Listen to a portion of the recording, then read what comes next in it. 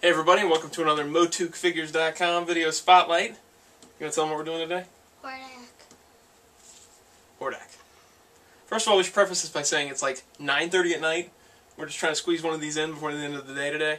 So that's why we're both kind of like, oh, we're groggy. That's definitely why I'm doing it. But it's not a school night, so don't think I'm being a bad parent. It's the weekend, and there's a holiday tomorrow. That's why we're allowed to stay up a little later. So, Hordak. Very excited when this figure came out. Yeah. Very excited. Hordak's the main guy, right? Yeah. We got four main guys in He-Man, right? Yeah. That you can kind of say you have to have. And that's He-Man, Skeletor, Hordak, and She-Ra. I guess you can kind of throw King Hiss in there too. And that's all the main. You can throw a lot of guys in. Yeah, but those are the main, like, leader type guys. Yeah. You know what I'm saying? So, wait, there's one more. Who? The Captain of the Guard, Tila. Yeah, but I'm saying just like the leader of each faction, you know? So this Hordak, they went with more of a blend of the 2000s version of Hordak and the vintage version of Hordak, in that he looks like old school Hordak, but you can tell they also have added a lot of like the sorcery elements, because he's got the staff with the horde thing and everything.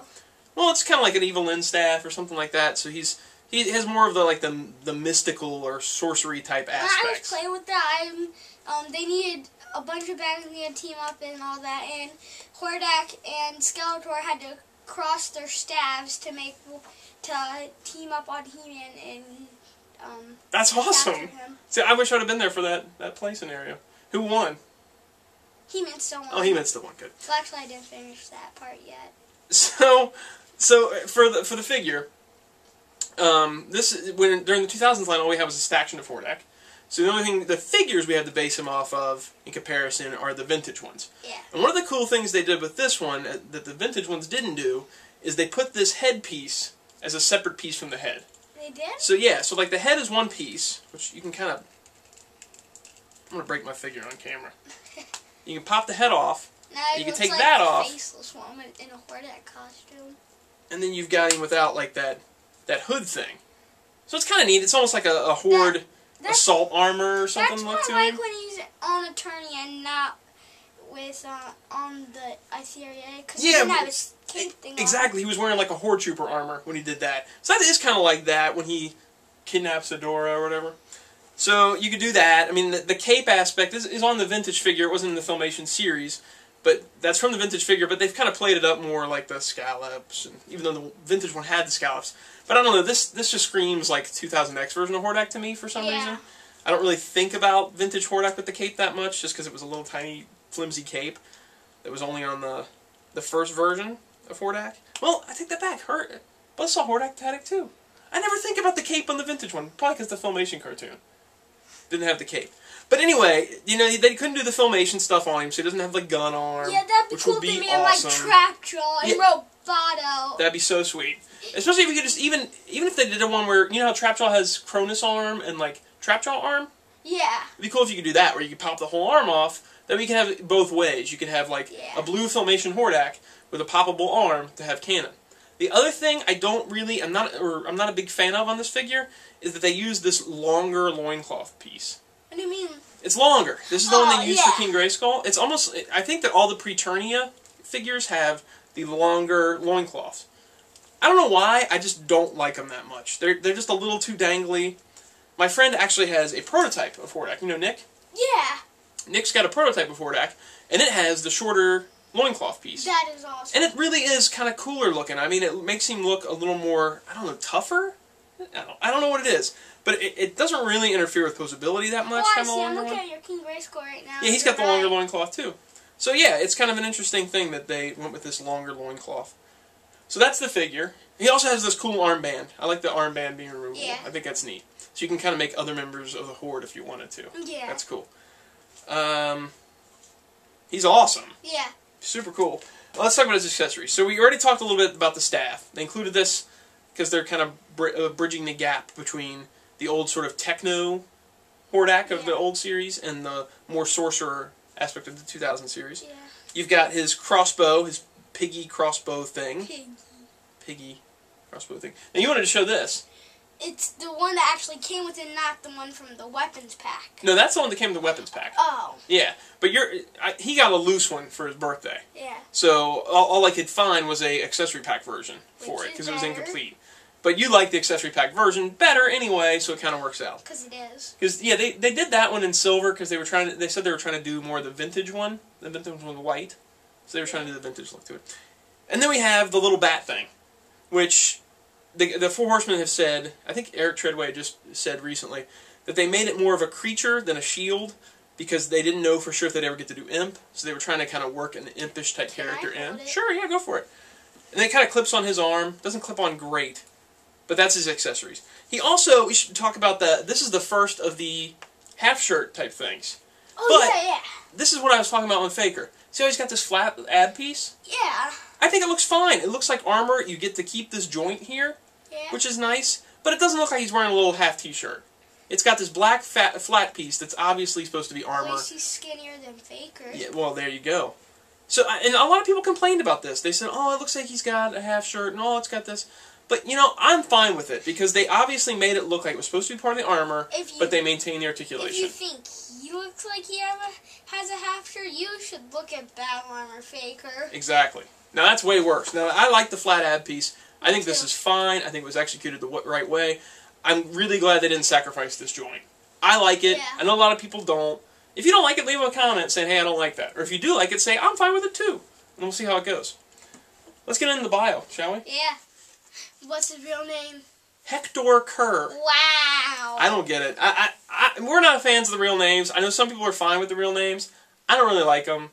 Because it's a different world. It's fantasy. So it's okay for characters to have weird names. Wait, because it's fantasy. If a kid could read, but he didn't know the real name of the Hordak's real name because he was just ordering it because it looked cool, and he read the name on it, and he said, okay, that's what I'm going to call this figure because that's what You got a great point, yeah, because, I mean, I'm going to call him, his real name's Hector Kerr, so you want a kid running around playing with Hector Kerr? He-Man's not going to be intimidated by Hector. He looks like a nerd. That's a nerd name. It's a nerd name. It really is a nerd name. Alright, let's read it. Second-born heir to the Horde Empire, Hector Kerr arrived on the planet Eternia while battling the cosmic warrior Hero. Taking the name Hordak, he raised an army and challenged the Snake Men for rule over the planet. And although he defeated King Hiss, Grayskull... Wait, what does it say? And although he defeated King Hiss, Grayskull, leader of the Free People of Eternia, succeeded in banishing him to the dimension of Despondos. It was there that centuries later, Hordak contacted a young alchemist named Keldor and began teaching the ways of the dark arts in exchange for freedom from his extra-dimensional prison. Okay, let's break it down bit by bit. Second-born heir to the Horde Empire. Now they're saying that the firstborn heir is Horde Prime, which they have to call, I think, Horde Supreme in some of these bios because they didn't have rights to Horde Prime yet. Kind of weird that they're brothers. I never really thought about it that way, but okay. They're brothers in this. He arrives on the planet Eternia while battling the Cosmic Warrior Hero. That's cool because I like Hero. He's awesome. Yeah, He's better than King Grayskull. He's very cool. I love Hero. Taking the name Hordak, so he actually went by Hector Kerr when he was fighting Hero. That's kind of weird. Hero versus Hector Kerr. And then he takes the name Hordak. After he arrives on Eternia. I don't get that. Yeah. He raises an army and challenges the Snake Men for rule over the planet. Okay, so I guess they're saying then he beat Hero, and then he beat the Snake Men to rule over the planet? And then he beats them, and then Grayskull beats him, and banishes him to Despondos. Despondos is from the 2000X series. And then the Snake Men come back. Yeah, but that's not in this bio, so we don't want to touch on that just yet. But the cool thing here is they tie in Keldor at the end. They say it was there centuries later, Hordak contacted Keldor and began teaching him dark arts. So I guess he's teaching him still, just like in the Filmation series, he's part of them, but he's teaching him from Despondos, which is kind of weird. I guess it's like one of those mail-order learning programs. As I remember, when in the Filmation cartoon, I don't think he was Keldor when he was getting taught. Well, yeah, I mean, the Filmation cartoon didn't touch on Keldor at all. It was just that little mini-comic that touched on Keldor. Yeah. So, I mean, there it is. It's got some weirdness in here. Some stuff that's obviously... This is the beginning of setting up later bios. Hordak is filled with stuff that's setting up later bios. Some of it we like, some of it we don't like. Can I say something? Sure, go ahead. Look, he can hold a gun. Interesting. You can double up now. You can put one on that and one on this. Okay, so I guess that's about it for Hordak. Hordak's a great figure. Yeah. He's a must-have. We're gonna have Hurricane Hordak in just a few weeks. So it's kind of cool that we're doing this one now, because in like 2 weeks we'll do Hurricane Hordak. And we'll have this fresh in our minds, how this Hordak was compared to that one. 2 board members next month. It's awesome. We get Leech and Hurricane Hordak. I'm really looking forward to Hurricane Hordak, because to me, when I was a kid, Hurricane Hordak was like the Filmation Hordak. Because it's got that cannon arm and stuff. Which ones are you getting? Which one are you saving up for? Which are you going to pick? You're going to do Leech? That's the right choice. The other big news here, and Blaze doesn't even know this yet, is that I am definite for PowerCon. Really? Yeah, I'm definitely flying out for PowerCon. I just got the news today, too, that I'm going to be doing the mini-comics panel. Like, I'm going to be hosting the panel. You're going to get to do a panel? Yeah, I get to host it. I get to moderate the panel with the mini-comics guys. That was just posted today. And the other bit of awesome news is, you're going with me. I am? Yeah. Awesome! Yeah, it's just me and you. That is awesome. So you're pretty excited? Well, actually, isn't Nick going too? Nick's going too, yeah. It's just going to be me, you, and Nick. That is awesome. Isn't that awesome? So Blaze and I will see you at PowerCon. Well, if you come. If you come, you'll see us both there. So it's going to be awesome. Yeah. So we're signing off on this one, and we'll probably record another one maybe tomorrow or something. Yeah. You excited about PowerCon? Uh-huh. Yeah, I'm excited too. Alright, so we'll see you guys next time. Bye. Good journey. You don't say bye, you say good journey. Good journey. You're too excited. Say good journey again. Good journey. Good journey.